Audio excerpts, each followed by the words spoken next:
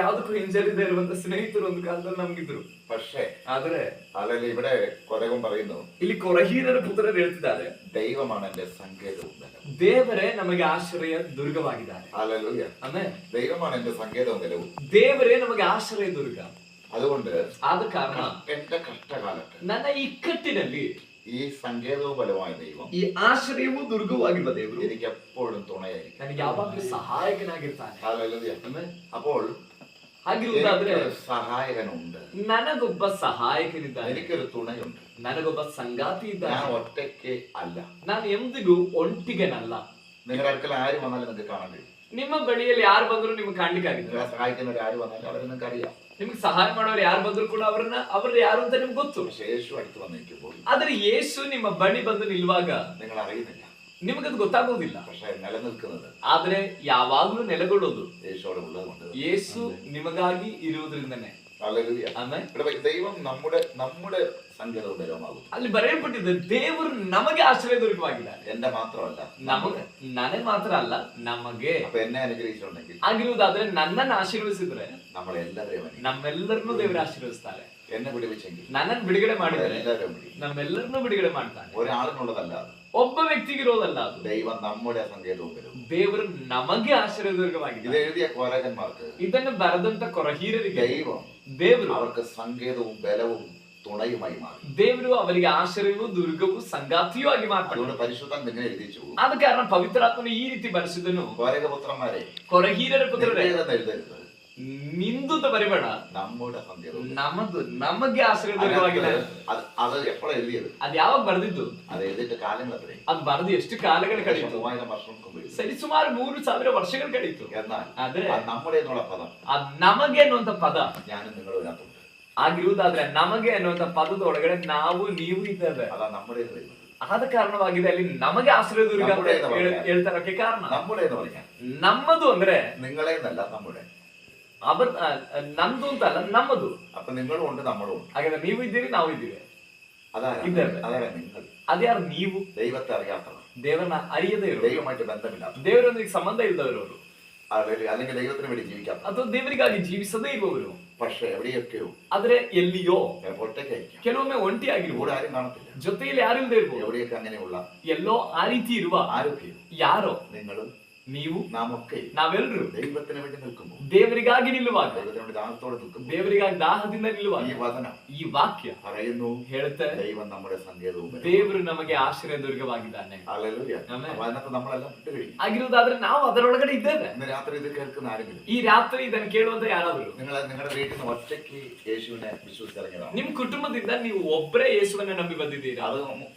അത് കാരണം ഉണ്ടാക്കുന്ന പ്രതികൂലങ്ങൾ അനുഭവിക്കുന്നുണ്ട്. ಆ ಕಾರಣದಿಂದಿರುವ ಅನಾನುಕೂಲವನ್ನ ನೀವು ಅನುಭವಿಸಿದ್ದೀರಾ. നിങ്ങൾ ഒറ്റയ്ക്കല്ല. ಆಗಿರುವುದಾದ್ರೆ ನೀವು ಯಾರು ಒಂಟಿಗಿರಲ್ಲ. ദൈവം നമ്മുടെ, ದೇವರು ನಮಗೆ, നമ്മുടെ എല്ലാവരുടെയും ನಮ್ಮೆಲ್ಲರಿಗೂ സങ്കേതം, ಆಶ್ರಯವಾಗಿದ್ದಾನೆ, ഹല്ലേലൂയ, ബലവുമാകുന്നു.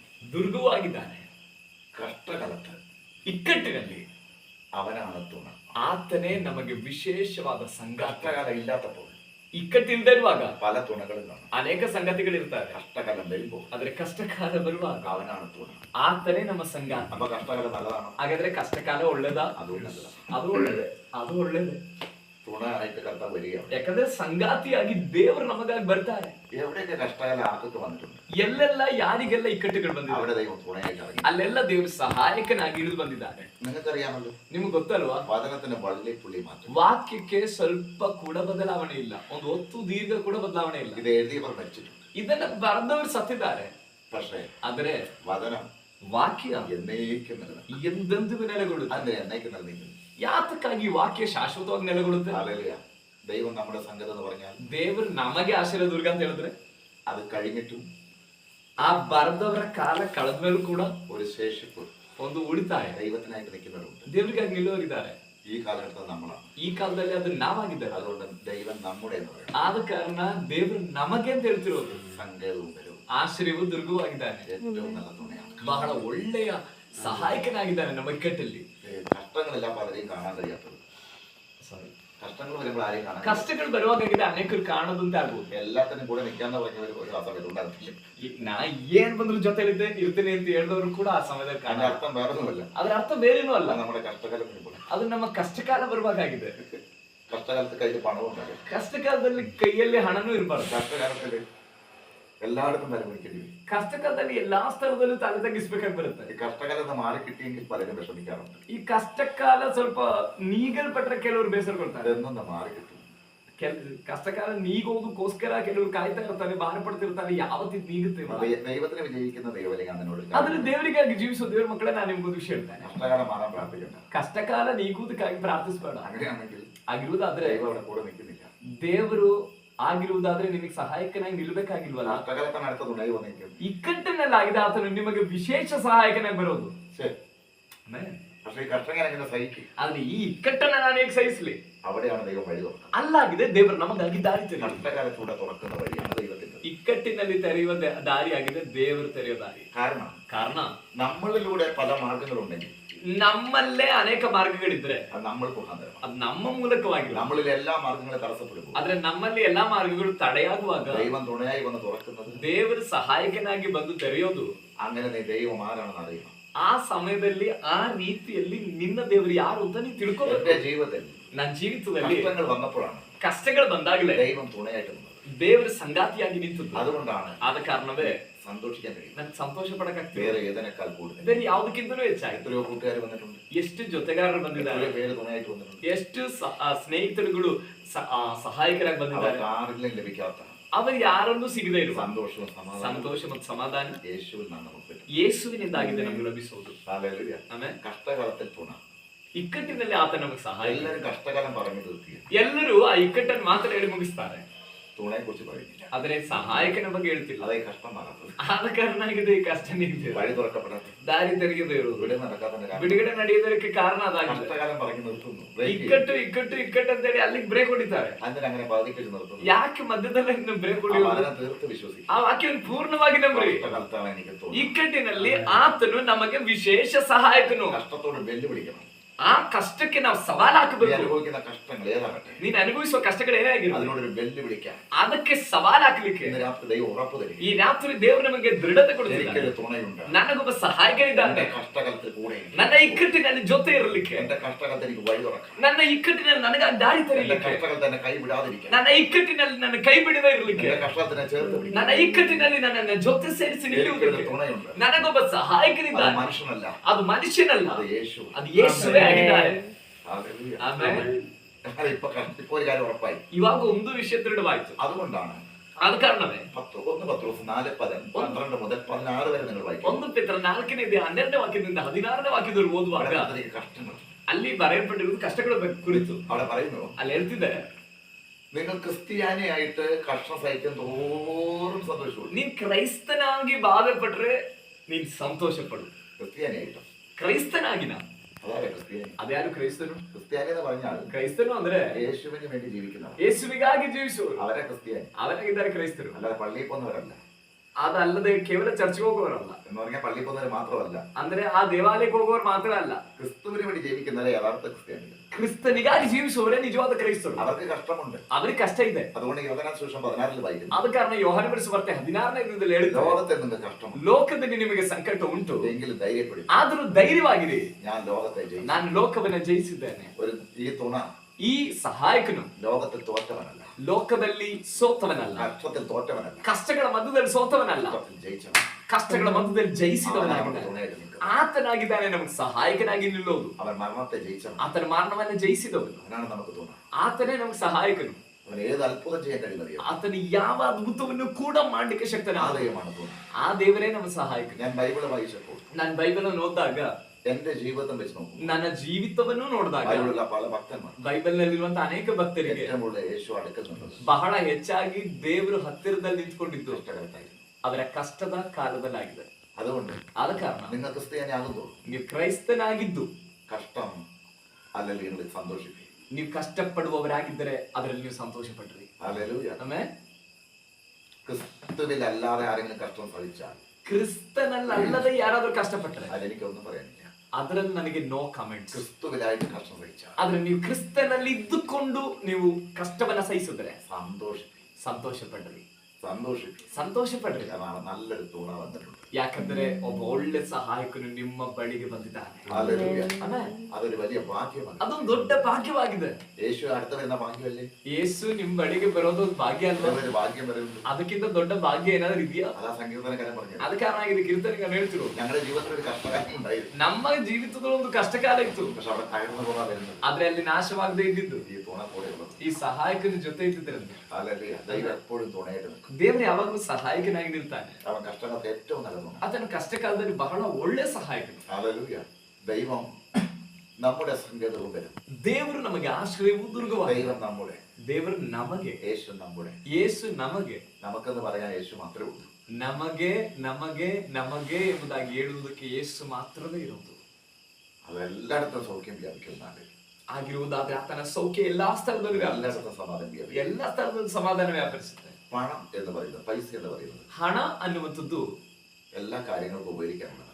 ಎಲ್ಲಾ ವಿಷಯಗಳಿಗಾಗಿ ಉಪಯೋಗಿಸಿರುವ. എന്നാൽ യേശു എന്ന് പറഞ്ഞാൽ ಆದ್ರೆ ಯೇಸು ಎಂಬುದು എല്ലാ സമാധാനത്തിനും, ಎಲ್ಲಾ ಸಮಾಧಾನ, എല്ലാ സന്തോഷം, ಎಲ್ಲಾ ಸಂತೋಷ, എല്ലാ അനുഗ്രഹത്തിനും, ಎಲ್ಲಾ ಅನುಗ್ರಹ, എല്ലാ വിടുതൽ, ಎಲ್ಲಾ ಬಿಡುಗಡೆ, എല്ലാ വഴി തുറക്കലും ಎಲ್ಲಾ ವಿಧವಾದ ದಾರಿ ತೆರೆಯುವುದಕ್ಕೂ അത് യേശുവിനെ മാത്രമേ കഴിയൂ. ಅದು ಯೇಸುವಿಗೆ ಮಾತ್ರ ಸಾಧ್ಯ. അതുകൊണ്ട് ഇന്ന് രാത്രി ಆದ ಕಾರಣ ಇವತ್ತು ರಾತ್ರಿ ദൈവം എന്റെ സങ്കേത ബലമാണെങ്കിൽ, ದೇವರು ನಮಗೆ ಆಶ್ರಯ ದುರ್ಗವಾಗಿದೆ, എനിക്ക് തുണയാണെങ്കിൽ, ನನಗಾತನ ಸಹಾಯಕನಾಗಿದ್ರೆ അതിന്റെ 2 മുതൽ ಅದರ 2ನೇ ವಾಕ್ಯದಿಂದ 3 വരെയുള്ള ഭാഗങ്ങൾ 3ನೇ ವಾಕ್ಯದವರೆಗಿರುವ എന്റെ ജീവിതത്തിൽ വന്നാൽ ಆ ರೀತಿಯಾದ ಸಂಗತಿಗಳು ನನ್ನ ಜೀವಿತದಲ್ಲಿ ಬಂದ್ರು ഞാൻ ഭയപ്പെടുന്ന കാര്യം, ನಾನು ಭಯಪಡಬೇಕಾಗಿಲ್ಲ. അതെന്താ വരുന്നത്? ಅದು ಏನ್ ಬರುತ್ತೆ? ഒന്നാമത് പറയുന്നത്, ಮೊದಲದಾಗಿ ಹೇಳ್ತಿರೋದು 2ാമത്തെ വാക്യം, 2ನೇ ವಾಕ್ಯದಲ್ಲಿ ഭൂമി മാറിപ്പോയ, ಭೂಮಿ ಮಾರ್ಪಟ್ಟರು. ഞാൻ നിൽക്കുന്ന ഭൂമി മാറിപ്പോകും. ಓ, ಅದರ ಅರ್ಥ ನಾನ್ ನಿಂತಿರೋ ಭೂಮಿ ಮಾರ್ಪಡುತ್ತೆ. മാറിപ്പോകും. ಮಾರ್ಪಡುತ್ತೆ. അപ്പോൾ നിങ്ങൾ എവിടെ നിൽക്കും? ಆಗ ನೀವ್ ಎಲ್ಲಿ ನಿಲ್ತೀರಾ? വായുവിൽ നിൽക്കാൻ കഴിയുമോ? ಗಾಳಿಯಲ್ಲಿ ನಿಲ್ಲಕ್ಕಾಗುತ್ತಾ? പക്ഷെ ദൈവം തുണയാണെങ്കിൽ, ಆದ್ರೆ ದೇವರು ನಮಗೆ ಸಹಾಯಕನಾಗಿದ್ರೆ, ദൈവം ഉള്ള തുണിയുണ്ടാകും. ದೇವರಿರುವ ಸ್ಥಳದಲ್ಲಿ ನೀವಿರ್ತೀರಿ, സുരക്ഷിതമായി, ಸುರಕ್ಷಿತವಾಗಿರ್ತೀರಾ.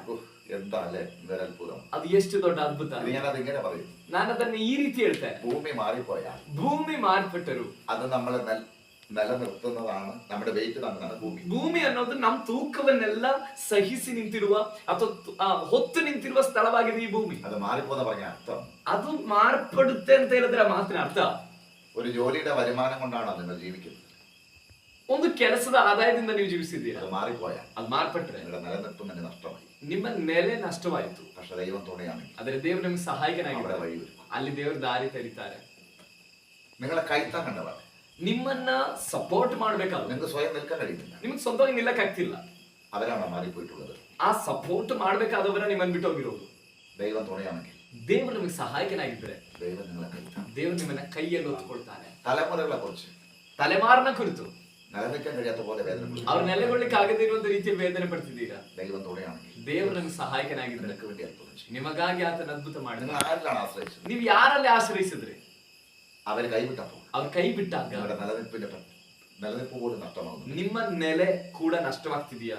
ദൈവം തുണയായ ಆದ್ರೆ ದೇವರು ಆ ಸಂದರ್ಭದಲ್ಲಿ ನಿಮಗೆ ಸಹಾಯಕನಾದ್ರೆ ഉള്ളം കയ്യിൽ പോയി. ಆತ ನಿಮ್ಮನ್ನ ಅಂಗೈಯಲ್ಲಿ ಇಟ್ಕೊಳ್ತಾನೆ. ഹല്ലേലൂയ. എനിക്കറിയാം ഇതാരുടെ അകത്ത് കർത്താവ് സംസാരിക്കുന്നുണ്ട്. ನನಗೆ ಗೊತ್ತು ಯಾರ್ದೋ ಒಳಗಡೆ ದೇವರ ಆತ್ಮನಿಂದ ಮಾತನಾಡ್ತಿದ್ದಾನೆ. ധൈര്യമായിട്ട് മുറുകെ പിടിക്കുക. ಇದನ್ನ ಧೈರ್ಯವಾಗಿಯೂ ಗಟ್ಟಿಯಾಗಿ ಹಿಡ್ಕೊಳ್ರಿ. വിശ്വസിക്കുക വചനങ്ങൾ. ನಂಬಿಕೆ ಇಡ್ರಿ ವಾಕ್ಯದಿಂದ. വിശ്വസിക്കുക. ನಂಬಿಕೆ ಇಡಿರಿ. വിശ്വസിക്കുക. ನಂಬಿಕೆ ഒരു ചെക്ക് തരാൻ പോവുക. ಒಂದು ಚೆಕ್ ಲೀಫ್ ಅನ್ನು ನಿಮ್ ಕೈ നിങ്ങൾക്ക് എത്ര ಕೊಡ್ತಾರೆ. വേണം എഴുതിയെടുക്കാം. ನೀವು ಎಷ್ಟು ಬೇಕಾದ್ರೂ ಆ ಚೆಕ್ ಲೀಫ್ ಅಲ್ಲಿ ಬರೀಬಹುದು. ഇതേപോലെ ಇದೇ ರೀತಿ ഈ വരുന്ന വചനത്തിൽ ಈ ಬರುತ್ತಿರೋ ವಾಕ್ಯದಲ್ಲಿ വിശ്വസിക്കാൻ കഴിയുമെങ്കിൽ ನಂಬಿಕೆ ಇಡುವುದಕ್ಕಾದ್ರೆ നിങ്ങൾക്ക് എത്ര വലിയ വിടുതൽ ഏറ്റെടുക്കാം. ನಿಮ್ಗೆ ಎಷ್ಟು ದೊಡ್ಡ ಬಿಡುಗಡೆ ಬೇಕಾದ್ರೂ ಸ್ವೀಕರಿಸಬಹುದು. ಆಮೆನ್. യേശുവിന്റെ നാമത്തിൽ ಆಮೆನ್. വചനം മാറത്തില്ല. ವಾಕ್ಯ ಮಾರ್ಪಡಲ್ಲ. അന്ന് കുറെ പുത്രന്മാർ ഇങ്ങനെ എഴുതി വെച്ചു, ಅವತ್ತು ಕೊರಹೀರನ ಪುತ್ರನ ಈ ರೀತಿಯಲ್ಲಿ ಬರೆದ. ദൈവം ഞങ്ങളെ എന്റെ തുണ എഴുതിയില്ല, ದೇವರು ನನ್ನ ಸಹಾಯಕ ನನ್ನ ಆಶ್ರಯ ದುರ್ಗ ಅಂತ ಬರ್ದ. നമ്മളെ എഴുതിയത് ನಮಗೆ ಅಂತ ಬರೆದಿದ್ದು നമുക്ക് വേണ്ടിയിട്ടാണ്.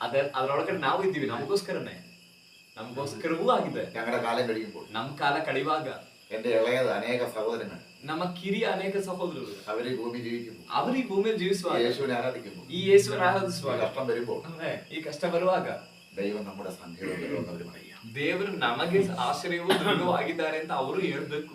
ಅಪ್ಪ ಭೂಮಿ ಮಾರುವುದಕ್ಕೆ ನೆಲನಿಲ್ಪು ಕೂಡ ನಷ್ಟಪಡುವ ಅವಸ್ಥೆ. ಎರಡನೇ ವಾಕ್ಯದ ಪ್ರಕಾರ ಭೂಮಿ ಮಾರ್ಪಡುತ್ತೆ ಎಂಬುದಾಗಿ ಹೇಳಿದ್ರೆ ನಾವು ನಿಂತ್ಕೊಳ್ಬೇಕಾಗಿರೋ ಸ್ಥಳ ಅಥವಾ ನಮ್ಮ ನೆಲೆ ಕೂಡ ಮಾರ್ಪಡುವ ಸ್ಥಿತಿ. ಮಕ್ಕಳಲ್ಲಿ ಆಶ್ರಯಿಸ ಮಕ್ಕಳನ್ನ ಆಶ್ರಯಿಸಿ ഒരു സുപ്രഭാതത്തിൽ മക്കൾ കൈവിട്ടാൽ ಒಂದು ಸುಪ್ರಭಾತದಲ್ಲಿ ಮಕ್ಕಳು ಕೈ ಬಿಟ್ಟರೆ കൈവിടുമെന്ന് ഞാൻ പറഞ്ഞതല്ല, ಕೈ ಬಿಡ್ತಾರೆ ನಾನು ಹೇಳ್ತಾ ಇಲ್ಲ. പക്ഷെ അവിടെ ദൈവം താನು. ಆದ್ರೆ ಆ ಪರಿಸ್ಥಿತಿಯಲ್ಲೂ ದೇವರು ನಿಮ್ಮನ್ನು ಹೊತ್ಕೊಳ್ತಾರೆ. ജോലി നഷ്ടപ്പെട്ട, ಕೆಲಸ ನಷ್ಟವಾದ, വരുമാനം പോയി, ಆದಾಯ ಹೋಯ್ತು, എങ്ങനെ ജീവിക്കും? ಹೇಗ್ ಜೀವಿಸ್ತೀರಾ? തുണയായി അവൻ അവിടെ വരും. ಸಂಗಾತಿಯಾದ ಆತನು ನಿಮ್ಮ ಬಳಿ ಬರ್ತಾನೆ. ഹല്ലേലൂയ, ಆಮೇಲೆ ഹല്ലേലൂയ. കഷ്ടകാലത്താണ് അവൻ ഏറ്റവും കൂടുതൽ ഇറങ്ങുന്നത്. ಇಕ್ಕಟ್ಟಿನಲ್ಲಿ ಅಥವಾ ಕಷ್ಟಕಾಲದಲ್ಲಾಗಿದೆ ಆತನಿಗೆ ಹೆಚ್ಚು ಹತ್ತಿರಕ್ಕೆ ಬರುವುದು. എന്നിട്ട് പറയുകയാണ്, ನಂತರ ಹೇಳ್ತಾ ಇದೆ, പർവ്വതങ്ങൾ കുലുങ്ങി സമുദ്ര മധ്യേ വീണാൽ. ಬೆಟ್ಟಗಳು ಸಮುದ್ರದಲ್ಲಿ ಮುಳುಗಿ ಹೋದು. എന്താണ് ഈ പർവ്വതം? ಏನಾಗಿದೆ ಈ ಬೆಟ್ಟಗಳು? എല്ലാവർക്കും അറിയാലോ, ಎಲ್ಲರಿಗೂ ಗೊತ್ತಲ್ವಾ? ഞാൻ നിങ്ങളുടെ പറയാൻ പോകുന്ന പർവ്വതം ಆದ್ರೆ ನಾನ್ ನಿಮ್ಗೆ ಹೇಳಲಿಕ್ಕೆ ಹೋಗ್ತಿರೋ ಪರ್ವತ പ്രശ്നങ്ങളുടെ വലിപ്പം. ಸಮಸ್ಯೆಗಳ ಗಾತ್ರವಾಗಿದೆ. ആരുടെയെങ്കിലൊക്കെ ജീവിതത്തിൽ ಯಾವ್ದಾದ್ರೂ ಜೀವಿತದಲ್ಲಿ വലിയ പ്രശ്നങ്ങളുണ്ട്, ದೊಡ್ಡ ಸಮಸ್ಯೆಗಳಿದೆ, പർവ്വതം പോലെ നിൽക്കുന്ന പ്രശ്നം, ಬೆಟ್ಟದಂತೆ ನಿಂತಿರುವ ಸಮಸ್ಯೆಗಳಿದೆ. ഹല്ലേലൂയ. ಆಮೇಲೆ അത് കുലുങ്ങിയാല്, ಅದು ಅಲುಗಾಡುದು, അത് സമുദ്ര മധ്യേ വീഴുക എന്ന് പറഞ്ഞാൽ ಆ ಸಮುದ್ರ ಮಧ್ಯದಲ್ಲಿ ಬೀಳೋದು ಅಂದ್ರೆ സമുദ്രം എന്ന് കാണിക്കുന്നത് ಸಮುದ್ರ ಎಂಬುದು ഈ ಸೂಚಿಸ್ತಿರೋ ലോകത്തെ കാണിക്കും. ಈ ಲೋಕವನ್ನಾಗಿದೆ ಸೂಚಿಸ್ತಿರೋದು. സമുദ്ര മധ്യേ വീഴുക എന്ന് പറഞ്ഞാൽ ಸಮುದ್ರ ಮಧ್ಯದಲ್ಲಿ ಬೀಳೋದು ಅಂದ್ರೆ സമുദ്രത്തിൽ താമസിക്കുന്ന ಸಮುದ್ರದಲ್ಲಿ ವಾಸ ಮಾಡುವ മനുഷ്യനെയൊക്കെയും ಮನುಷ್ಯರೆಲ್ಲ ഈ പർവ്വതം പോലെ നിൽക്കുന്ന പിശാച് ಈ ಬೆಟ್ಟದಂತೆ ನಿಂತಿರುವ ಸೈತಾನ അവരുടെ മേൽ കയറിയിട്ട് ಅವರ ಮೇಲೆ ಬಂದು ശുശ്രൂഷയ്ക്ക് വിരുദ്ധമായി, ಸೇವೆಗೆ ವಿರುದ್ಧವಾಗಿ, പ്രാർത്ഥനയ്ക്ക് വിരുദ്ധമായി, ಪ್ರಾರ್ಥನೆಗೆ ವಿರುದ್ಧವಾಗಿ, നിങ്ങളുടെ ജീവിതത്തിന് വിരുദ്ധമായി ನಿಮ್ಮ കയറി ಜೀವಿತಕ್ಕೆ ವಿರುದ್ಧವಾಗಿ ಹತ್ತಿ ಬರುವ നീ സുരക്ഷിതമായിരിക്കും. ಆ ರೀತಿಯಲ್ಲಿ ಹತ್ತಿ ಬರುವಾಗಲೂ ನೀನು ಸುರಕ್ಷಿತನಾಗಿದೆ. ദൈവം എന്റെ സങ്കേതവും ബലവും, ದೇವರು ನಮಗೆ ಆಶ್ರಯ എന്റെ ದುರ್ಗವಾಗಿದ್ದಾರೆ, കോട്ടയും ನನ್ನ ಕೋಟೆಯಾಗಿದೆ, എന്റെ തുണയുമാണ്. ನನ್ನ ಸಹಾಯಕನೂ ಆಗಿದ್ದಾನೆ. ഹല്ലേലൂയ. ഭയപ്പെടേണ്ട കാര്യമില്ല. ಭಯಪಡಬೇಕಾದ ಅವಶ್ಯಕತೆ ಇಲ್ಲ. ഒരു പ്രശ്നത്തിനൊന്നും ചെയ്യാൻ പറ്റത്തില്ല. ಯಾವ ಸಮಸ್ಯೆಗೂ ನಿನ್ನನ್ನು ಏನು ಮಾಡ್ಲಿಕ್ಕೆ ಆಗುದಿಲ್ಲ. ഹല്ലേലൂയ. പ്രശ്നങ്ങൾ വരും, ಸಮಸ್ಯೆಗಳು ಬರುತ್ತೆ, അതുകൊണ്ടാണ് ദൈവം സങ്കേതമാകുന്നത്. ಆದ ಕಾರಣವೇ ದೇವರ ಆಶ್ರಯವಾಗುವುದು. ഹല്ലേലൂയ. കഷ്ടങ്ങൾ വരും, ಸಮಸ್ಯೆಗಳು ಬರುತ್ತೆ, അതുകൊണ്ടാണ് ദൈവം തുണയാകുന്നത്. ಆದ ಕಾರಣವೇ ಆತನ ನಮಗೆ ಸಹಾಯಕನಾಗುವುದು. പക്ഷെ നീ ഭയപ്പെടണ്ടെന്നാണ് ദൈവം പറയുന്നത്. ಆದ್ರೆ ದೇವರು ಹೇಳ್ತಿರೋದು ನೀನು ಅಂಜಬೇಡ. കാരണം ಕಾರಣ ഭയപ്പെടാൻ വേറെ ചിലരുണ്ട്, ಭಯ ಪಡಬೇಕಾದವರು ಬೇರೆಯವರಾಗಿದ್ದಾರೆ, ಬೇರೆ ಕೆಲವರು ಇದ್ದಾರೆ, ദൈവത്തെ അറിയാത്തവർ. ದೇವರನ್ನ ಅರಿಯದವರು. നീ ഭയപ്പെടേണ്ട കാര്യമില്ല, ಆದ್ರೆ ನೀನ್ ಭಯಪಡಬೇಕಾಗಿಲ್ಲ. കാരണം ഞാൻ സങ്കേതമാകും, ಯಾಕಂದ್ರೆ ನಾನ್ ನಿನಗೆ ಆಶ್ರಯವಾಗ್ತೇನೆ, ഞാൻ തുണയാകും. ನಾನ್ ನಿನಗೆ ಸಂಗಾತಿ ಆಗ್ತೇನೆ. ഭയപ്പെടേണ്ട കാര്യമില്ല. ಭಯಪಡಬೇಕಾದ ಅಗತ್ಯವಿಲ್ಲ. എത്രയോ സ്ഥലങ്ങളിൽ ബൈബിളിൽ പറയുന്നു ഭയപ്പെടണ്ട. ಬೈಬಲ್ ನಲ್ಲಿ ಎಷ್ಟೋ ಸ್ಥಳಗಳಲ್ಲಿ ಬರೆದಿದೆ ಭಯಪಡಬೇಡ. ദൈവം എല്ലാവരും പറയുന്നത് ഭയപ്പെടണ്ട. ದೇವರು ಎಲ್ಲರ ಬಳಿ ಹೇಳ್ತಿದ್ದಾರೆ ಭಯಪಡಬೇಡ. ഭയം ഓരോരുത്തർക്കും ഓരോ രീതിയിലാണ്.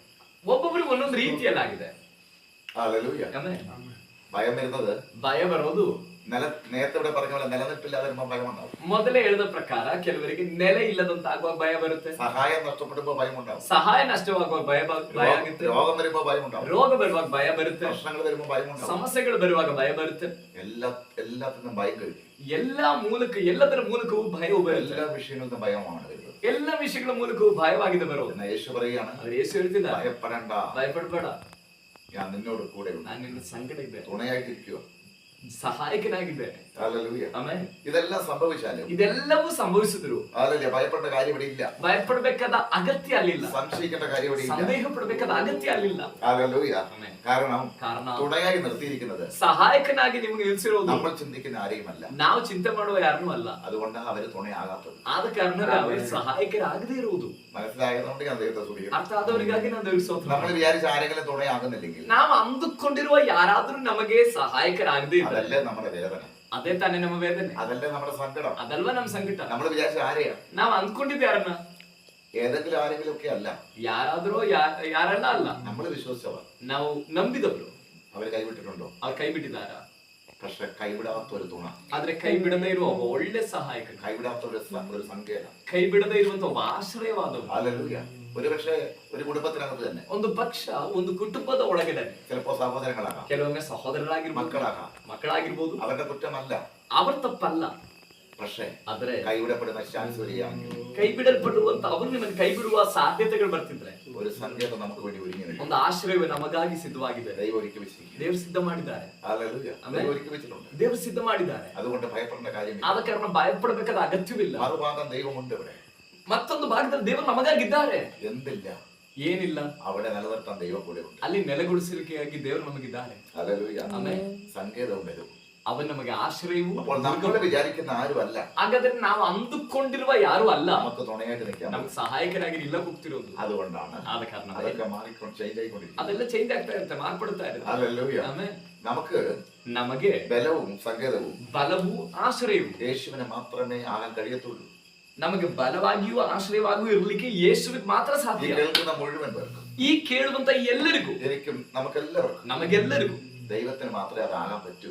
ನಮ್ಮೆಲ್ಲರ ಜೀವಿತದಲ್ಲೂ ದೇವರಿಗೆ ಮಾತ್ರನೇ ಆಶ್ರಯ ഏത് സമയത്തും അങ്ങനെ ആകാൻ പറ്റും. ಯಾವುದೇ ಸಮಯದಲ್ಲೂ ಆ ರೀತಿ ಆಗ್ಲಿಕ್ಕೆ ಆಗೋದು ದೇವರಿಗೆ ಮಾತ್ರ. നമ്മൾ ഭാഗ്യവാന്മാരാണ്. ನಾವು ಭಾಗ್ಯವಂತರೇ. കാരണം ഇതേപോലൊരു പദവി ಈ ರೀತಿಯಾದೊಂದು ಪದವಿ വേറെ ആർക്കും ഇല്ല. ಬೇರೆ ಯಾರಿಗೂ ಇಲ್ಲ. ദൈവത്തിന് വേണ്ടി നിൽക്കുന്നവർക്ക് ഉള്ളൂ. ದೇವರಿಗಾಗಿ ನಿಲ್ಲುವವರಿಗಾಗಿ ಮಾತ್ರ ಇರೋದು. ഹല്ലേലൂയ. ಆಮೆನ್.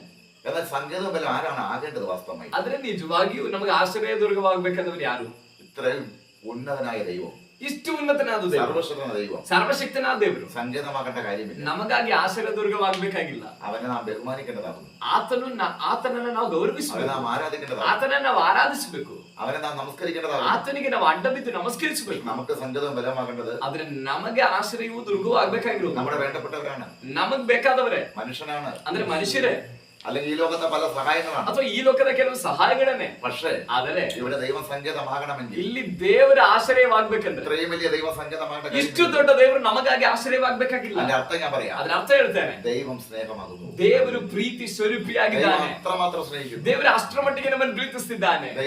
ദൈവത്തിന്റെ ആഗ്രഹം, ದೇವರ ಆಗ್ರಹ, എനിക്ക് എന്റെ മക്കൾക്ക് സങ്കേതമാകണമെന്ന്. ನಾನೇ ನನ್ನ ಮಕ್ಕಳಿಗೆ ಆಶ್ರಯವಾಗಬೇಕು. എനിക്ക് എന്റെ മക്കൾക്ക് തുണയാകണം. ನಾನೇ ನನ್ನ ಮಕ್ಕಳಿಗೆ ಸಹಾಯಕನಾಗಬೇಕು. അതാണ് ദൈവത്തിന്റെ പ്രത്യേകത. ಅದಾಗಿದೆ ದೇವರ ವಿಶೇಷತೆ. ദൈവം എത്ര വലിയവനാണ്. ದೇವರು ಎಷ್ಟು ದೊಡ್ಡವನು. ആരും അറിയാത്ത സ്നേഹം, ಯಾರು ತಿಳಿಯದ ಪ್ರೀತಿ ഈ തലങ്ങളിലൂടെയൊക്കെയാണ് വരുന്നത്. ಈ ಹಂತದಲ್ಲಾಗಿದೆ ನಮ್ಮಲ್ಲಿ ಪ್ರಕಟವಾಗುವುದು. ഹല്ലേലൂയ. ഞാനൊരു കാര്യം ചോദിക്കട്ടെ? ನಾನೊಂದು ವಿಷಯ ಕೇಳಲ್ಲ. ഒരു ഉന്നതൻ, ಒಂದು ದೊಡ್ಡ ಉನ್ನತ ವ್ಯಕ್ತಿ എനിക്ക് വേണ്ടി ನನಗೋಸ್ಕರ സങ്കേതമാകാൻ ಆಶ್ರಯವಾಗಲಿಕ್ಕೆ ഒരിക്കലും അവരിറങ്ങി വരത്തില്ല. ಎಂದಿಗೂ ಅವರು ನಮ್ಮ ಹತ್ರ ಇಳಿದು ಬರಲ್ಲ. അവരെന്നെ സഹായിക്കാൻ വേണ്ടി എന്ത് ചെയ്യും? ಅವರು ನಮಗೆ ಸಹಾಯ ಮಾಡ್ಲಿಕ್ಕೆ ಏನ್ ಮಾಡ್ತಾರೆ? വേണമെങ്കിൽ ശമ്പളം കൊടുത്ത ചില ആൾക്കാരെ നിർത്തും. ಬೇಕಾದ್ರೆ ಸಂಬಳ ಕೊಟ್ಟು ಯಾರನ್ನಾದ್ರೂ ನಮಗೋಸ್ಕರ ನಿಲ್ಲಿಸಿ, അതെന്റെ ആളാ, ಅವನ್ ನನ್ನ ಕಡೆಯವನು, അവരെ നിങ്ങളെല്ലാം അവനെ ശ്രദ്ധിക്കണം, ನೀವು ಅವ್ರನ್ನೆಲ್ಲ ಗಮನಿಸ್ಕೋಬೇಕು, ശത്രു തൊടാതെ. ಶತ್ರು ಮುಟ್ಟದ. അങ്ങനെയല്ലേ ಕಾಲೇಶ್ ಬ್ರದರ್ ಮ್ಯೂಟ್ ಮಾಡ್ಕೊಳ್ಳಿ. അങ്ങനെയല്ലേ സങ്കേതമാവുള്ളൂ. ಆ ರೀತಿಯಲ್ಲಲ್ವಾ ಅವರ ಆಶ್ರಯವಾಗ್ಲಿಕ್ಕೆ ಆಗೋದು. അല്ലെങ്കിൽ ഈ ലോകത്തിൽ ആരുമാകട്ടെ, ಇಲ್ಲದೆ ಇದ್ರೆ ಈ ಲೋಕದ ಯಾರೇ ಆಗಿರಲಿ, അവര് നമ്മളെ സഹായിക്കുന്നവരായിരിക്കും. ಅವ್ರು ನಮ್ಗೆ ಸಹಾಯ ಮಾಡೋರಾಗಿರ್ತಾರೆ. അവര് മനുഷ്യന്റെ സങ്കേതമാണ് നമുക്കാക്കി വെക്കുന്നത്. ಅವರು ನಮಗೋಸ್ಕರ ಮನುಷ್ಯರ ಆಶ್ರಯವನ್ನ ಇಡ್ತಾರೆ. അത് നല്ല കാര്യമാണ്. ಅದು ಒಳ್ಳೆ ಕಾರ್ಯ. അവരെ കൊണ്ട് ചെയ്യാൻ പറ്റുന്ന ഏറ്റവും നല്ല കാര്യം. ಅವರಿಂದ ಮಾಡ್ಲಿಕ್ಕೆ ಒಳ್ಳೆ ಕಾರ್ಯ. പക്ഷേ ಆದ್ರೆ അവർക്ക് അതുപോലെ ആകാൻ പറ്റുന്നില്ല. ಅವರು ಯಾರಿಗೂ ಆ ರೀತಿಯಲ್ಲಿ ನಮಗೋಸ್ಕರವಾಗಿ ಬಂದು ಆಶ್ರಯವಾಗ್ಲಿಕ್ಕೆ അവർ ಆಗಲ್ಲ. അത്രയും ടോപ്പ് ലെവൽ ജീവിക്കുന്നവർ. ಯಾಕಂದ್ರೆ ಅವರು ಅಷ್ಟು ಉನ್ನತ ಸ್ಥಾನದಲ್ಲಿ ಜೀವಿಸುವರು. അവർക്ക് തിരക്കും കാര്യങ്ങളും ഉണ്ടാവും. ಅವರಿಗೆ ಅವ್ರದೇ ಆದ ಬಿಸಿಗಳಿರುತ್ತೆ. പല നൂറുകണക്ക് വിഷയം അവർക്കുണ്ടാകും. ನೂರಾರು ವಿಷಯಗಳು ಅವರಿಗೆ. അതുകൊണ്ട് അവർക്ക് ಕಾಲೇಶ್ ಬ್ರದರ್ ಮ್ಯೂಟ್ ಮಾಡ್ಕೊಳ್ಳಿ. ಬೇರೆಯವರು ಕೇಳಿಸಲ್ಲ ಇಲ್ಲ ಅಂದ್ರೆ ನಮ್ಮ ಶಬ್ದ. Yes, thank you. അതുകൊണ്ട് അവർക്ക് സങ്കേതമാകാൻ കഴിയത്തില്ല. ಆದ ಕಾರಣ ಅಂತ ಉನ್ನತ ವ್ಯಕ್ತಿಗಳು ನಮ್ಗೆ ಆಶ್ರಯವಾಗ್ಲಿಕ್ಕೆ ಆಗಲ್ಲ. നൂറോളം വിഷയങ്ങൾക്ക് അവർക്ക് സങ്കേതമാകാൻ പറ്റത്തില്ല. ನೂರಾರು ವಿಷಯಗಳು ಅವ್ರಿಗೆ ಇರೋದ್ರಿಂದ ಅವ್ರಿಗೆ ಆಶ್ರಯವಾಗ್ಲಿಕ್ಕೆ ಆಗಲ್ಲ. അവർക്ക് വേണമെങ്കിൽ അവരെ കീഴിലുള്ള ഒരു കൂട്ടം പേരെ വേണമെങ്കിൽ നമുക്ക് വേണ്ടി സങ്കേതമായിട്ട്, ಬೇಕಾದ್ರೆ ಅವರು ಅವ್ರ ಕೆಳಗಡೆ ಇರುವಂತ ಯಾವ್ದಾದ್ರು ಆಳುಗಳನ್ನ ನಮ್ಮ ಹತ್ರ ನಮ್ಮ ಆಶ್ರಯಕ್ಕಾಗಿ ತಂದುಕೊಳ್ಬಹುದು. ദൈവത്തിന് 100 പ്രശ്നങ്ങളല്ല. ಆದ್ರೆ ದೇವರಿಗೆ ನೂರಾರು ಸಮಸ್ಯೆ ಏನಿಲ್ಲ. കോടാനുകൂടി പ്രശ്നങ്ങളുണ്ടാവും. ಕೋಟ್ಯಾನುಕೋಟಿ ಸಮಸ್ಯೆಗಳಿರುತ್ತೆ. ഏത് പ്രശ്നം? ಯಾವ ಸಮಸ್ಯೆ? എനിക്ക് നേരെയുള്ള പ്രശ്നം, ನನಗೆ ವಿರುದ್ಧವಾಗಿ ಬರೋ ಸಮಸ್ಯೆ, അത് ദൈവത്തിന്റെ കരങ്ങളില്ല. ಅದು ದೇವರ ಕರಗಳಲ್ಲಾಗಿಲ್ಲ. ഭക്തന്മാരുടെ പ്രശ്നം, ಎಲ್ಲಾ ಭಕ್ತರುಗಳ ಸಮಸ್ಯೆ. അപ്പൊ കോടാന പ്രശ്നങ്ങളാണ്. ಹಾಗಾದ್ರೆ ದೇವರ ಬಳಿಯಲ್ಲಿ ಕೋಟ್ಯಾನುಕೋಟಿ ಸಮಸ್ಯೆಗಳು. ആ പ്രശ്നങ്ങൾ ഉള്ളപ്പോൾ തന്നെ ಆ ಕೋಟ್ಯಾನುಕೋಟಿ ಸಮಸ್ಯೆಗಳು ಇರುವಾಗ ദൈവം അവിടെ സങ്കേതമായ പ്രശ്നത്തെ അഴിക്കുക. ದೇವರು ನಮಗೆ ಆಶ್ರಯವಾಗಿ ಆ ಸಮಸ್ಯೆಗಳನ್ನು ಬಿಚ್ಚುತ್ತಾನೆ. തുണയായിട്ട് അതിനെ വേണ്ടി പരിഹരിക്കുക. ಸಹಾಯಕನಾಗಿ ಇಳಿದು ಬಂದು ಅದನ್ನು ಪರಿಹರಿಸ್ತಾನೆ. അപ്പൊ ഇത്രയും വലിയ സർവശക്ത ദൈവം, ಹಾಗಾದ್ರೆ ಇಷ್ಟು ದೊಡ್ಡ ಸರ್ವಶಕ್ತನಾದ ದೇವರು സങ്കേതമായിട്ട് ಆಶ್ರಯವಾಗಿ നമുക്ക് ഇരിക്കണമെങ്കിൽ ನಮಗಾಗಿ ಬರ್ಬೇಕಂದ್ರೆ നമ്മളെ എത്രമാത്രം സ്നേഹിക്കുന്നു, ನಮ್ಮನ್ನ ಆತನ ಎಷ್ಟು ಮಟ್ಟಿಗೆ ಪ್ರೀತಿಸ್ತಿದ್ದಾನೆ ಎಂಬುದನ್ನು ಅರ್ಥ ಮಾಡ್ಕೊಳ್ಳಿ. ഹല്ലേലൂയ. ചിലപ്പോൾ ഒരു കുട്ടി ഇവിടെ നിൽക്കും, ചെറിയൊരു കൊച്ചു ഇവിടെ നിൽക്കും, ಒಂದು ಚಿಕ್ಕ ಮಗು ಅಲ್ಲಿ ನಿಂತಿದೆ ಅಂತ ತಿಳ್ಕೊಳ್ಳಿ. ആരെങ്കിലും പോയിട്ട് എടുക്കുന്നു, ಯಾರಾದ್ರೂ ಹೋಗಿ ಆ ಮಗುವನ್ನು ಎತ್ಕೊಳ್ತಾರೆ. പക്ഷെ എനിക്കൊരു തോന്നല്, ಆದ್ರೆ ನನಗೊಂದು ಪ್ರೇರಣೆ, എനിക്കെന്തോ ആ കൊച്ചിനോട് ഭയങ്കര ഇഷ്ടമായി. ನನಗೆ ಆ ಮಗುವಿನ ಮೇಲೆ ಏನೋ ಒಂದು ಇಷ್ಟ ಆಯ್ತು. അപ്പൊ ഞാൻ എന്ത് ചെയ്യും? ನಾನೇನ್ ಮಾಡ್ತೇನೆ? അവരാരും എടുക്കുന്നതിന് മുമ്പ് ಅವ್ರು ಯಾರು ಎತ್ಕೊಳಕ್ಕಿಂತ ಮುಂಚೆ ഞാൻ ആ കൊച്ചിനെ ചിലപ്പോൾ എടുക്കുന്നില്ല. ನಾನು ಆ ಮಗುವನ್ನು ಎತ್ಕೊಳ್ತೇನೆ. കാരണം എനിക്ക് ഇഷ്ടം തോന്നിയുണ്ടോ? ಯಾಕಂದ್ರೆ ಆ ಮಗುವಿನ ಮೇಲೆ ನನಗೆ ಇಷ್ಟವಾಯ್ತು. ദൈവം സങ്കേതമാകുന്നത്, ದೇವರ ಆಶ್ರಯವಾಗುವುದು, ദൈവം ഡയറക്റ്റ് നമുക്ക് സങ്കേതമാകുന്നത്, ದೇವರು ನೇರವಾಗಿ ನಮಗೆ ಆಶ್ರಯವಾಗುವುದು, തുണയാകുന്നത്, ಸಹಾಯಕನಾಗುವುದು, പകരത്തിന് ആരെയും നിർത്താതെ തുണയാകുന്നത്, ಬದಲಿಗನಾಗಿ ಯಾರನ್ನು ನಿಲ್ಸದೆ ನಮಗಾಗಿ ಸಹಾಯಕನಾಗುವುದು. നമ്മൾ അത്ര ഇഷ്ടപ്പെടുന്നു. ನಮ್ಮನ್ನ ದೇವರು ಅಷ್ಟು ಇಷ್ಟಪಡ್ತಿರೋದ್ರಿಂದ, ദൈവത്തിന് നമ്മളോട് ഇത്ര ഇഷ്ടമോ? ದೇವರಿಗೆ ನಮ್ಮ ಮೇಲೆ ಇಷ್ಟು ಇಷ್ಟನ, അതാണ് ദൈവം. ಆತನೇ ನಮ್ಮ ದೇವರು, അതാണ് യേശു. ಅದೇ ನಮ್ಮ ಯೇಸು. എന്നെ ദൈവത്തെ ഇഷ്ടപ്പെടാൻ ನನ್ನನ್ನ ಆ ದೇವರು ಇಷ್ಟಪಡ್ಲಿಕ್ಕೆ എന്നിൽ എന്താ ഉള്ളത്? ನನ್ನಲ್ಲಿ ಏನಿದೆ? കോപമാണ്, ಕೋಪನ, ആർക്കുമുള്ള സ്വഭാവമാണ്, ಯಾರಿಗೂ ಇಲ್ದೇ ಇರೋ ಸ್ವಭಾವನ. എന്നിട്ടാണ് എന്നെ ഇഷ്ടപ്പെടുന്നത്. ಇದೆಲ್ಲ ಇರುವಾಗ್ಲ ಆ ಯೇಸು ನನ್ನ ಇಷ್ಟಪಡ್ತಿರೋದು. അതാണ് യേശു. ಆತನೇ ನಮ್ಮ ಯೇಸು. ഹല്ലേലൂയ. ഇന്ന് രാത്രി എന്നെ ദൈവത്തെ ಈ ശ്രദ്ധിക്കുക. ರಾತ್ರಿ ನನ್ನ ಶಬ್ದ ಕೇಳೋದವ್ರ ಮಕ್ಕಳಿಗೆ ಗಮನಿಸಿ. ഇത് നമ്മുടെ ജീവിതത്തിൽ നടന്നുകൊണ്ടിരിക്കുന്ന സമയത്ത് ಇದು ನಮ್ಮ ಜೀವಿತದಲ್ಲಿ ನಡೀತಿರೋ ಸಮಯದಲ್ಲಿ ദൈവം തുണയ സങ്കേതമാണ്. ದೇವರು ನಮಗೆ ಆಶ್ರಯವೂ ಸಹಾಯಕನೂ ಆಗಿರ್ತಾರೆ. നമുക്കൊരു ഭാവിയുണ്ട്. ಆದ್ರೆ ನಮಗೊಂದು ಭವಿಷ್ಯತ್ತಿದೆ. അതാണ് 4ാമത്തെ വാക്യത്തിലേക്ക്. ಅದಾಗಿದೆ 4ನೇ ವಾಕ್ಯದಲ್ಲಿ ಬರ್ತಿರೋ 4:5. 4 ಮತ್ತು 5ನೇ ವಾಕ್ಯ. ഇപ്പോൾ നടക്കുന്ന പ്രശ്നങ്ങളാണ്, ಇವಾಗ ನಡೀತಿರೋ ಸಮಸ್ಯೆಗಳಾಗಿದೆ, ഇനി നടക്കാൻ പോകുന്നത്. ಆದ್ರೆ ಇನ್ನು ನಡೀಲಿಕ್ಕೆ ಹೋಗ್ತಿರೋ ವಿಷಯ 4:5 വരിക. 4 ಮತ್ತು 5ನೇ ವಾಕ್ಯಕ್ಕೆ ಬರೋ ഒരു നദിയുണ്ട്, ಒಂದು ನದಿ ಅದೇ, അതിലെ തോടുകൾ ദൈവനഗരത്തെ സന്തോഷിപ്പിക്കും. ಅದರ ಕಾಲುವೆಗಳು ಪರಾಪರನ ಪರಿಶುದ್ಧ ನಿವಾಸ ಸ್ಥಾನವಾಗಿರುವ ದೇವನಗರವನ್ನ ಸಂತೋಷಪಡಿಸಿ. അതിന്റെ മധ്യ ദൈവമുണ്ട്, ಅದರಲ್ಲಿ ದೇವರಿದ್ದಾನೆ. ആ നദി പരിശുദ്ധാത്മാവുണ്ട്. ಆ ನದಿ ಪರಿಶುದ್ಧಾತ್ಮನ ನದಿ ಆಗಿದೆ. ഇത് നാം പരിശുദ്ധാത്മാവിന്റെ നിറവിലാണ്. ಇನ್ನು ನಾವು ಪವಿತ್ರಾತ್ಮನ ತುಂಬುವಿಕೆಯಲ್ಲಾಗಿದೆ. ദൈവത്തോട് കൂടെ, ದೇವರ ಸಂಗಡ, ദൈവത്തോട് കൂടെ, ದೇವರ ಸಂಗಡ. അതുകൊണ്ട് ಆದ ಕಾರಣ അത് കുലുങ്ങി പോകത്തില്ല, ಅದು ಅಲುಗಾಡುವುದಿಲ್ಲ. ആദ്യകാലത്ത് തന്നെ ಅದು ಅದಕ್ಕೆ ಚಲನವೇ ಇಲ್ಲ, ಅಂದ್ರೆ ಅಲುಗಾಡುವುದಿಲ್ಲ. ಉದಯ ಕಾಲದಲ್ಲಿ ദൈവം അതിനെ സഹായിക്കും. ದೇವರು ಇದರ ಸಹಾಯ, ആദ്യകാലത്തെ ദൈവം സഹായിക്കും. ಅಲ್ಲಿ ಬರೆಯಲ್ಪಟ್ಟಿರೋದು ನೋಡಿ, ಉದಯ ಕಾಲದಲ್ಲೇ ದೇವರು ಇದರ ಸಹಾಯ ഒരു മനുഷ്യനെ ഉണരുന്നത് അതിരാവിലെയാണ്. ಒಬ್ಬ ಮನುಷ್ಯ ಎಚ್ಚರವಾಗುವುದು ಉದಯ ಕಾಲ, ഉറങ്ങി എണീക്കുന്നത്. ನಿದ್ರೆ ಮಾಡಿ ಅಂತ ಹೇಳೋದು ഉച്ചയ്ക്കല്ല സഹായം വരുന്നത്, ಮಧ್ಯಾಹ್ನ ಅಲ್ಲ ಸಹಾಯ ಬರೋದು, ഉറങ്ങി എണീക്കുമ്പോൾ തന്നെ ನಿದ್ರೆ സഹായം ಮಾಡಿ ಎದ್ದೇಳುವಾಗಲೇ ಸಹಾಯ ಬರೋದು. പേടി വരത്തക്കവണ്ണം ಹುಡುಕಿ ಬರತಕ್ಕ ರೀತಿಯಲ್ಲಿ അങ്ങനെ വന്നിട്ടുണ്ട്. അതുകൊണ്ടാ പറഞ്ഞു, ಆ ರೀತಿಯಲ್ಲಿ ಬಂದಿದೆ, ಆದ ಕಾರಣ ಹೇಳ್ತಿದ್ದಾನೆ. ഹല്ലേലൂയ. ഞങ്ങളുടെ നാട്ടിൽ ഷിജു എന്റെ ചേച്ചിയാണ്. ನಮ್ಮ ಊರಲ್ಲಿ ನಮ್ಮ ಅಕ್ಕನ ಮಗ ಶಿಜು വീട് വെച്ചുകൊണ്ടിരിക്കാൻ കുറച്ച് പൈസയ്ക്ക് വേണ്ടി വളരെ വിഷമിച്ചുകൊണ്ടിരുന്നു. ಮನೆ ಕಟ್ಟುವಾಗ ಸ್ವಲ್ಪ ಹಣಕ್ಕಾಗಿ ಬಹಳ ದುಃಖ ಪಡ್ತಾ ಇದ್ದ. രാവിലെ എണീക്കുമ്പോൾ പൈസയായിട്ട് വാതിൽക്കൽ ആളെത്തി. ಬೆಳಗ್ಗೆ ಎದ್ದೇಳುವಾಗ ಹಣ ಹಿಡ್ಕೊಂಡು ವ್ಯಕ್ತಿ ಬಾಗಿಲು ಮುಂದೆ ನಿಂತಿದ್ದಾನೆ. അതൊക്കെ നമുക്ക് സംഭവിക്കും. ಅದು ಆ ರೀತಿಯಲ್ಲಿ ಸಂಭವಿಸುವ ಸಾಧ್ಯತೆ ಹೆಚ್ಚಿದೆ. ഹല്ലേലൂയ. കാരണം ദൈവം അത്യകാലത്ത് സഹായിക്കും. ಯಾಕಂದ್ರೆ ದೇವರು ಉದಯ ಕಾಲದಲ್ಲೇ ಸಹಾಯಕ್ಕೆ ಬರ್ತಾನೆ. ഹല്ലേലൂയ. ಆಮೇಲೆ ദൈവത്തിന് തോന്നല്, കർത്താവിന് തോന്നി, ಕರ್ತನಿಗೆ ಅನಿಸ್ತು, എന്റെ മോൻ എണീച്ച് വരുമ്പോൾ കണ്ണുനീർ ನನ್ನ ಮಗ ಕಣ್ಣೀರಿನಿಂದ ಎದ್ದು ಬರುವಾಗ അന്നേരം പോലെ സഹായിക്കാൻ തുടങ്ങണം.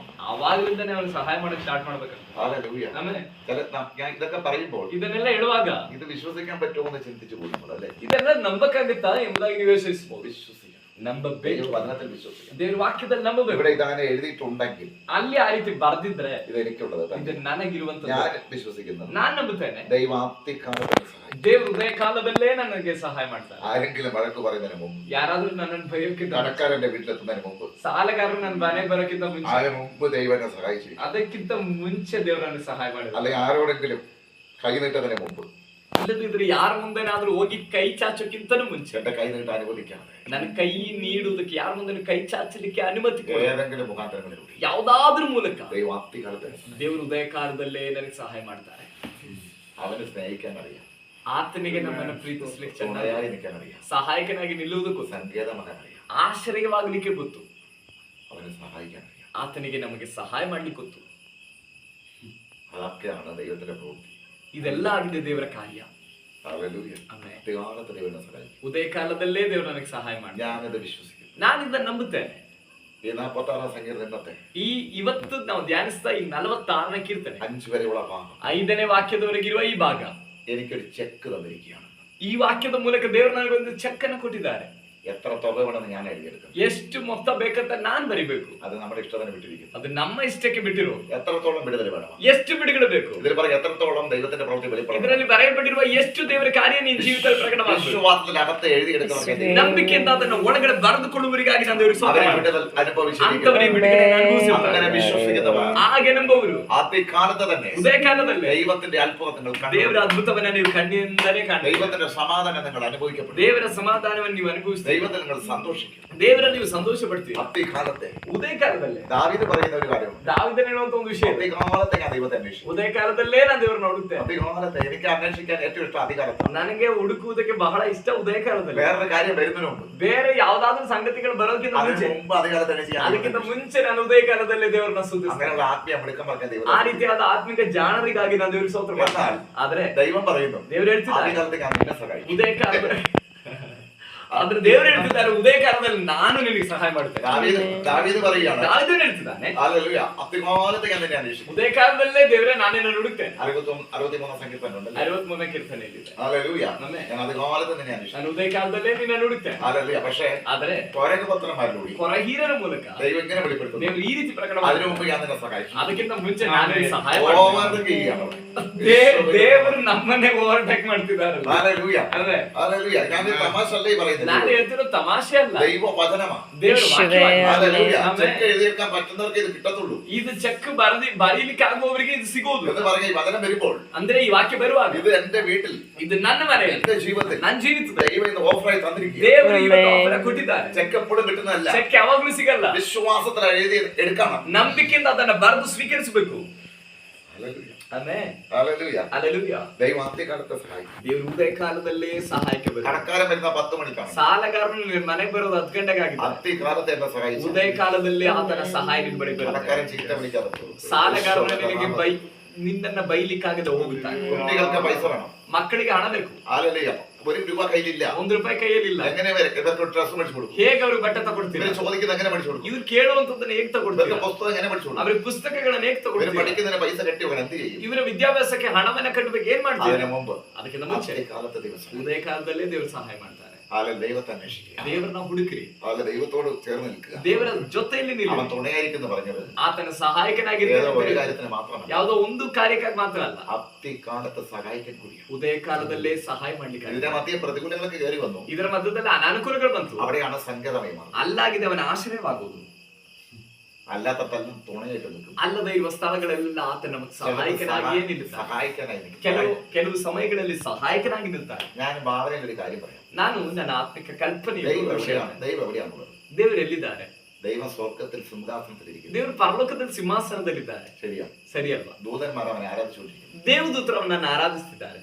വെളിപ്പാട് പുസ്തകം 4-ാം അധ്യായം, ಪ್ರಕಟಣೆ ಪುಸ್ತಕ 4ನೇ 5-ാം ಅಧ್ಯಾಯ, അധ്യായം, 5ನೇ ಅಧ್ಯಾಯ, യെശയ്യാ പ്രവാചകന്റെ 6-ാം അധ്യായം, ಏಷಾಯನ ಬರೆದ ಪ್ರವಾದನೆ ಗ್ರಂಥ 6ನೇ ಅಧ್ಯಾಯ. ഇതൊക്കെ നിങ്ങൾ വായിക്കുമ്പോൾ കാണാൻ കഴിയും. ಇದನ್ನೆಲ್ಲ ನೀವು ಓದೋ ಗೊತ್ತಾಗುತ್ತೆ. അവൻ സിംഹാസനത്തിൽ ಆತನ ಸಿಂಹಾಸನದಲ್ಲಿ 24 മൂപ്പന്മാർ അവൻ ആരാധിച്ചു. 24 ಹಿರಿಯರುಗಳು ಅವರ ಸುತ್ತಲೂ ನಿಂತು ಆರಾಧಿಸಿದ್ದಾರೆ. സേറാഫുകൾ ആരാധിച്ചു. ಸೆರಾಫಿಯರು ಆರಾಧಿಸಿದ್ದಾರೆ. പക്ഷേ ಆದರೆ ഈ ആരാധനയൊക്കെ നടക്കുമ്പോഴും ಈ ಆರಾಧನೆಯನ್ನು ನಡೆಯುವಾಗಲೂ ഇത്രയും ദൂതന്മാർ അവനെ പുകഴ്ത്തിക്കൊണ്ടിരിക്കുന്നു. ಇಷ್ಟು ದೇವದೂತರು ಅವನನ್ನು ಹೊಗಳುತ್ತಿರುವಾಗಲೂ അതിന്റെ മധ്യ ಅದರ ಮಧ್ಯೆ എന്നെ അവൻ ഓർക്കുന്നു. ನನ್ನನ್ನು ಅವನು ನೆನೆಸಿದ್ದಾನೆ. തുണയായി ഓർക്കുന്നു. ಸಹಾಯಕನಾಗಿ ಅವನು ನೆನೆಸಿದ್ದಾನೆ. സങ്കേതമായി ഓർക്കുന്നു. ಆಶ್ರಯವಾಗಿ ಆತನನ್ನು ನೆನೆಸ್ತಾ ಇದ್ದಾನೆ. ദൂതന്മാർ ആരാധന കൊടുത്തുകൊണ്ടിരിക്കുക. ದೇವದೂತರು ಆರಾಧನೆ ಕೊಡ್ತಿದ್ದಾರೆ. ഞാൻ ആരാധന കൊടുക്കണേ. ನಾನು ಆರಾಧನೆ ಕೊಡ್ತಾ ಇಲ್ಲ. നല്ലതെന്ന് പറയുന്ന സ്വഭാവം എനിക്കില്ല. നല്ലൊരു സ്വഭാവം എനിക്കില്ല. ಒಳ್ಳೆದನ್ನುವಂತ ಸ್ವಭಾವ ನನಗಿಲ್ಲ. അപ്പോൾ ദൈവം എന്നെ ഓർക്കുന്നു. ಆಗಲೂ ದೇವರನ್ನ ನೆನೆಸ್ತಾ ഈ ಇದ್ದಾನೆ. ദൈവത്തെ എങ്ങനെ നമ്മൾ സ്നേഹിക്കണം? ಈ ದೇವರನ್ನ ನಾವು ಹೇಗೆ ಪ್ರೀತಿಸಬೇಕು? വേറെ ഏതിനേക്കാൾ കൂടുതൽ ಬೇರೆ ಯಾವುದಕ್ಕಿಂತ ಹೆಚ್ಚಾಗಿ യേശു നമ്മൾ സ്നേഹിക്കണം. ಯೇಸುವನ್ನ ನಾವು ಪ್ರೀತಿಸಬೇಕು. അവൻ ആദ്യകാലത്തെ സഹായിക്കുന്നു പറഞ്ഞിട്ടുണ്ട്. ಆತನ ಉದಯಕಾಲದಲ್ಲೇ ನನ್ನ ಸಹಾಯಕ್ಕೆ ಬರ್ತೇನೆ ಅಂತ ಹೇಳ್ತಾರೆ. ആദ്യകാലത്തെ ಉದಯಕಾಲದಲ್ಲಿ സൂര്യൻ ഉദിക്കുന്നതിന് മുമ്പ്, ಸೂರ್ಯನು ಉದಯಿಸೋದಕ್ಕಿಂತ ಮುಂಚೆ. ആദ്യകാലത്ത് പറഞ്ഞാൽ അതാണ്. ಉದಯಕಾಲದಲ್ಲಿ ಅಂದ್ರೆ ಆ ರೀತಿಯಾಗಿದೆ.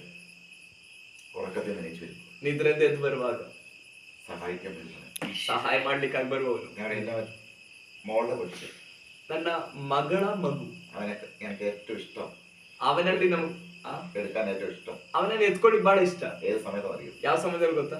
രാവിലെ അവൻ ഉറങ്ങി എണീച്ച് വരുന്ന സമയത്ത്. ಬೆಳಗ್ಗೆ ಅವನು ಮಲಗಿದ್ದು ನಿದ್ರೆ ಮಾಡಿ ಎದ್ದು ಬರ್ತಿರ್ತಾನಲ್ಲ ಆ ಸಮಯ. ചിലപ്പോൾ ഇങ്ങനെ വിളിച്ചോണ്ട് ഇങ്ങനെ വരുന്നതാണ്. ಕೆಲವೊಮ್ಮೆ ಕೂಗುತ್ತಾ ಬರ್ತಿರ್ತಾನೆ. മത്സരമാണ് പിന്നെ അവനെ എടുക്കാൻ വേണ്ടി. ಆ ಸಮಯದಲ್ಲಿ ಅವನನ್ನು ಎತ್ಕೊಳ್ಳಿಕ್ಕೆ ಒಂದು ಸ್ಪರ್ಧೆ. ആരെങ്കിലും ആള് ആദ്യം ആള് എത്തിയിരിക്കും. ಯಾರಾದ್ರೂ ಮೊದಲು ಕಂಡವ್ರು ಹೋಗಿ ಅವನ ಎತ್ಕೊಂಡಿರ್ತಾರೆ. ഞങ്ങളെങ്ങനെയാ വീട്ടില്? ನಾವು ನಮ್ಮ ಮನೇಲಿ ಹಾಗೇನೆ. ഇതിന്റെ പേരാണ് ആദ്യകാലത്തെ എടുക്കുന്നത്. ಇದರ ಹೆಸರಾಗಿದೆ ಉದಯಕಾಲದಲ್ಲೇ ಅವನ ನಮ್ಮನ್ನು ಎತ್ಕೊಳ್ಳೋದು. എന്നാൽ യേശു, ಆದ್ರೆ ಯೇಸು ഈ കൊച്ചനെ കണ്ണു തിരുമ്പി വരുമ്പോൾ ಈ ಮಗು ಬೆಳಗ್ಗೆ ಎದ್ದು ಕಣ್ಣುಜ್ಜಿ ಬರುವಾಗ അങ്ങനെ എടുത്ത് ഉമ്മ വയ്ക്കുന്നത് ಆ ರೀತಿಯಲ್ಲಿ ಎತ್ಕೊಂಡು ನಾವು ಮುದ್ದಿಡೋದಾದ್ರೆ ദൈവവചനം പറയുന്നു. ದೇವ್ರ ವಾಕ್ಯ ಹೇಳುತ್ತೆ, ആദ്യകാലത്തെ ഞാൻ നിന്നെ സഹായിക്കും. ಉದಯ ಕಾಲದಲ್ಲೇ ನಾನು ನಿನ್ಗೆ ಸಹಾಯ ಮಾಡ್ತೇನೆ. ഇന്ന് രാത്രി കർത്താവിന്റെ കടകളിൽ നമ്മളെ ಈ ರಾತ್ರಿ ನಾವು ಕರ್ತನ ಕರಗಳಲ್ಲಿ ಬಿಟ್ಕೊಡೋದು, യേശുവിന്റെ കരങ്ങളിൽ കൊടുക്കണം. ಯೇಸುವಿನ ಕರಗಳಲ್ಲಿ ಬಿಟ್ಕೊಡೋಣ. ഞാൻ വീണ്ടും പറയുന്നു, ನಾನು ಮತ್ತೆ ಹೇಳ್ತೇನೆ, ഒരു ചിക്ക് ലീഫ് നിങ്ങളുടെ വെച്ചാൽ ಒಂದು ಚೆಕ್ ಲೀಫ್ ಅನ್ನ ದೇವ್ರು ನಿಮ್ ಕೈ ಕೊಡೋದು, വിശ്വാസത്താൽ എഴുതി ನಂಬಿಕೆಯಿಂದ ಅದನ್ನ ಬರೆದು ಹೊಂದಿಕೊಂಡು 1 മുതൽ 5 വരെ 46ನೇ ಕೀರ್ತನೆ 1ನೇ ವಾಕ್ಯದಿಂದ 5ನೇ ವಾಕ್ಯದವರೆಗೆ ഈ വചനങ്ങൾ എല്ലാവരും കർത്താവിന് ಈ ವಾಕ್ಯಗಳ ಮೂಲಕ ದೇವರು ನಿಮ್ಮೆಲ್ಲರನ್ನು ಕೂಡ ಆಶೀರ್ವದಿಸಲಿ.